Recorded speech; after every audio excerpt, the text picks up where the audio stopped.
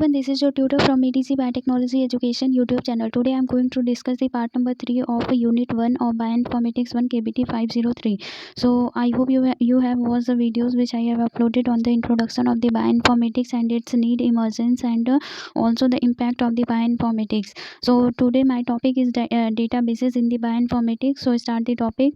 So databases का introduction क्या होता है? First point is that the database is a computerized archive used to store and organize the data in such a way that information can be retrieved easily via the variety of the search criteria. So database होता है ये एक computerized archive होता है जिसका use करते हैं हम लोग डेटा को स्टोर करने के लिए और ऑर्गेनाइज करने के लिए, ताकि हमें जब भी उस इन्फॉर्मेशन की ज़रूरत पड़े तो हम लोग जो है उसको ईजिली रिट्रीव कर पाएँ।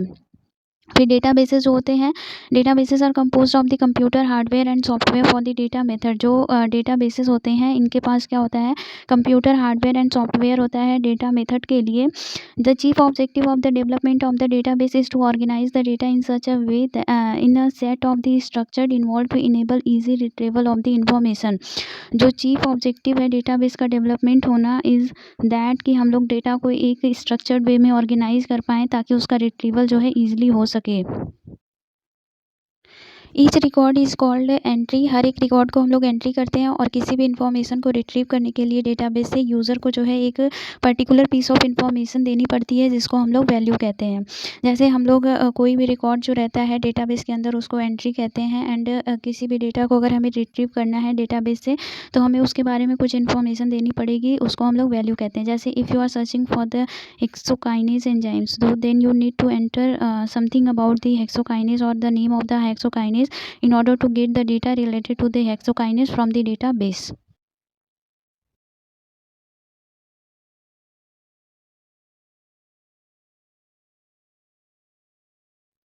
Now types of the data. So originally all the database uses a flat file format. This is not the type of the database. So originally all the database जो होते हैं वो जो है फ्लैट फाइल फॉर्मेट को use करते हैं क्योंकि ये बहुत ही ज़्यादा इजी होता है एंड प्लेन टेक्स्ट फॉर्मेट में लिखा होता है।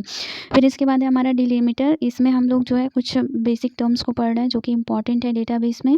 सो डिलीमीटर क्या होता है, which is a long file that contains many entry separated by a delimiter a special character such as vertical bar so vertical bar होता है जो कि डिलीमीटर होता है। इसका यूज़ क्या करते हैं, जब हम लोग एक से ज़्यादा एंट्रीज़ जो हैं ज़्यादा एंट्रीज़ देते हैं तो एंट्रीज़ को सेपरेट करने के लिए हम लोग जो है वर्टिकल बार का यूज़ करते हैं instead of using the full stop.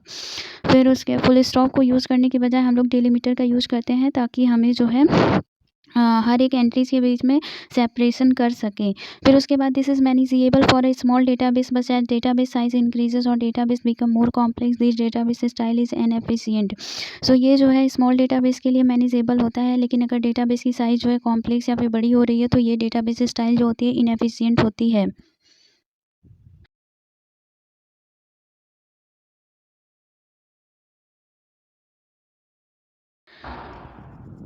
Now DBMS can be classified into the two types. जो डेटाबेस मैनेजमेंट सिस्टम होता है इसको हम लोग दो टाइप में क्लासीफाई कर सकते हैं। First one is the relational database management system and second one is the object oriented database management system. So database structure जो होता है वो बेसिकली 3 टाइप का होता है, relational database, flat file database and object oriented database. So relational database क्या होता है, ये एक ऐसा डेटाबेस होता है जिसमें हम लोग जो है सेट ऑफ कॉलम टेबल को यूज़ करते हैं, जिसका यूज़ करते हैं हम लोग डेटा को स्टोर करने के लिए। So instead of using a single table in a flat file database, relational database uses a set of table to organise the data. जैसा कि हम लोग जानते हैं कि जो हमारा फ्लैट फाइल डेटाबेस होता है वो सिर्फ एक सिंगल टेबल को यूज़ करता है ऑर्गेनाइज करने के लिए डेटा को, तो उसकी जगह पे जो रिलेशनल डेटाबेस होता है ये एक सेट ऑफ टेबल को यूज़ करता है डेटा को ऑर्गेनाइज करने के लिए। हर एक टेबल जो होता है उसको हम लोग रिलेशन कहते हैं एंड जो टेबल होता है वो रोज़ एंड कॉलम से मिलकर बना रहता है। जैसे कि ये है हमारा कोई टेबल, तो ये जो है रोज़ एंड कॉलम से मिलकर बना है। फिर इसके बाद है हमारा relational database can be created by using a special programming language called the structural Curie language. अगर हमें रिलेशनल डेटाबेस को क्रिएट करना है तो इसके लिए हम लोग एक प्रोग्रामिंग लैंग्वेज होती है जिसका यूज़ करते हैं, जिसको कहते हैं SQL या फिर स्ट्रक्चर्ड क्यूरी लैंग्वेज या फिर structural Curie language.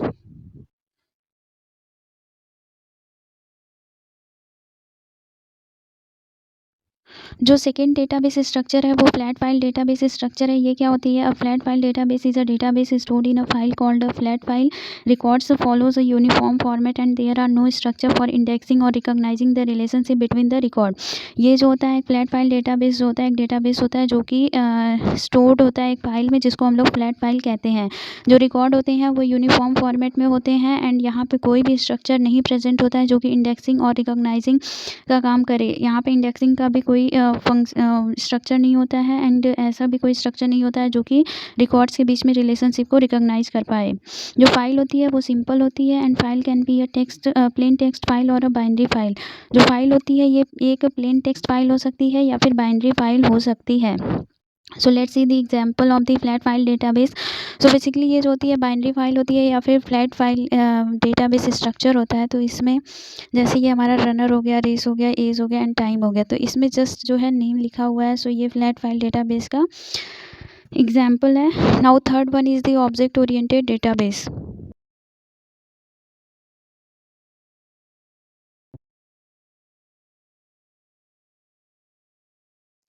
So object oriented database जो होता है सबसे ज़्यादा एडवांस्ड डेटाबेस स्ट्रक्चर है, क्योंकि इसका यूज़ सबसे ज़्यादा हो रहा है आज के टाइम पे। One of the problem with the relational database is that the table used do not describe the complex hierarchical relationship between the data item. एक सबसे बड़ी प्रॉब्लम जो है रिलेशनल डेटाबेस की ये है कि इसमें जो हम लोग सेट ऑफ टेबल को यूज़ कर रहे हैं ये जो है जो हायरार्किकल रिलेशनशिप होती है डेटा आइटम्स के बीच में उसको डिस्क्राइब नहीं कर पाता है। सो ऑब्जेक्ट ओरिएंटेड डेटाबेस जो है रिलेशनल डेटाबेस की जो प्रॉब्लम है उसको सॉल्व करता है, मतलब उसको ओवरकम करता है, क्योंकि रिलेशनल डेटाबेस जो होता है टेबल के बीच में हर एक डेटा आइटम के बीच में जो हायरार्किकल रिलेशनशिप है उसको एक्सप्लेन नहीं कर पाता है एंड ऑब्जेक्ट ओरिएंटेड डेटाबेस कर पाता है।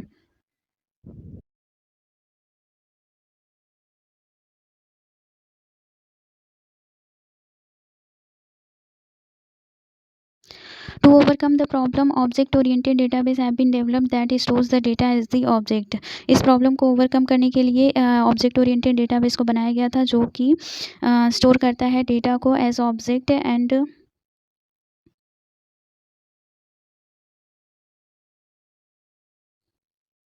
and the programming languages like C++ are used to create the object oriented database। जैसे कि हम लोग रिलेशनल डेटाबेस में SQL का यूज़ कर रहे थे, वैसे ही हम लोग अगर ऑब्जेक्ट ओरिएंटेड डेटाबेस क्रिएट करना है हमें तो C++ प्रोग्रामिंग लैंग्वेज का यूज़ कर सकते हैं।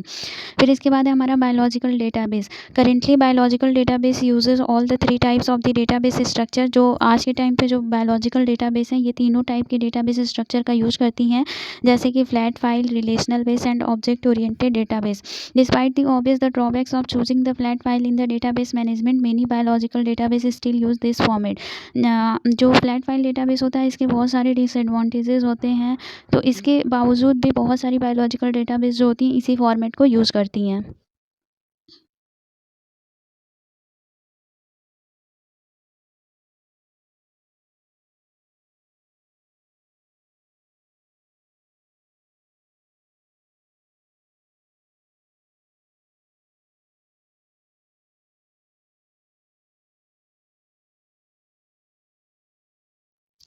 Now based on their content the biological database can be रफली divided into the three category. अगर कंटेंट के हिसाब से बात करें तो जो बायोलॉजिकल डेटाबेस होता है इसको हम लोग थ्री कैटेगरी में डिवाइड कर सकते हैं, primary, secondary and the specialized database. So primary database क्या होता है? It contain the original biological database and they are the archives of the raw sequence and the structural data submitted by the scientific community.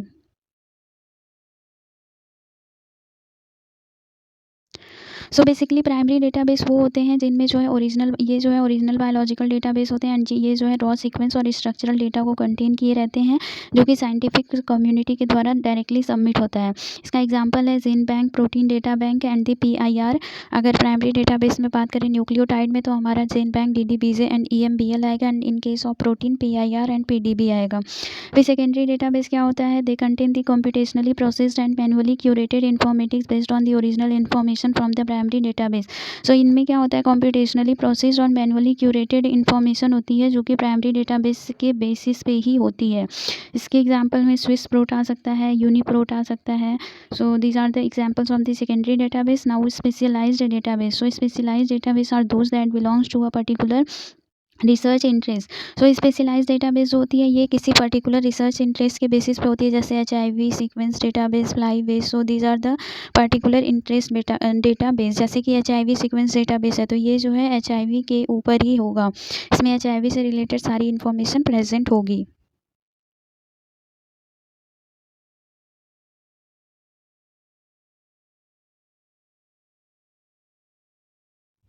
Now let's see the biological database and their examples. So biological database, as we have seen that there are three category, primary, secondary and specialized. So primary biological database की बात करें तो ये जो है nucleotide primary database and protein primary database में divide होता है, जिसमें न्यूक्लियोटाइड में हमारा जीनबैंक, EMBL एंड DDBJ से आएगा, और प्रोटीन प्राइमरी डेटाबेस में हमारा PIR एंड PDB आएगा।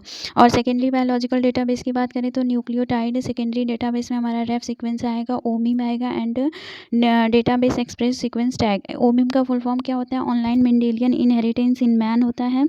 फिर इसके बाद है हमारा प्रोटीन सेकेंडरी डेटाबेस, इसमें हमारा Swiss Prot, UniProt and SCOP structural classification of the protein, ये सब डेटाबेस जो होते हैं प्रोटीन के सेकेंडरी डेटाबेस होते हैं।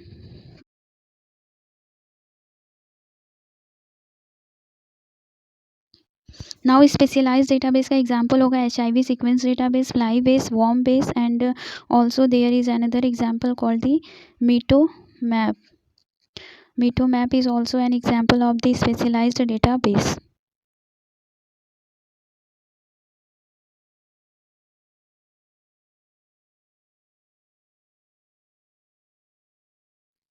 Now biological database can be also classified as a structure, sequence and others. So in structure the protein data bank SCOP-CATH. SCOP का full form होता है structural classification of the protein.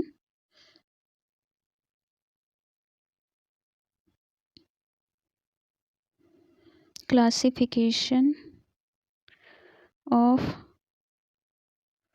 protein, ये हो गया हमारा SCOP का full form.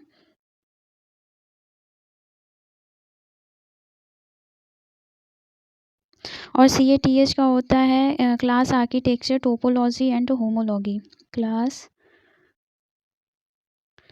Architecture, topology and homology, ये हो गया CATH का फुल फॉर्म. और अगर PDB का बात करें तो इसका तो इजी सा है, प्रोटीन डेटा बैंक.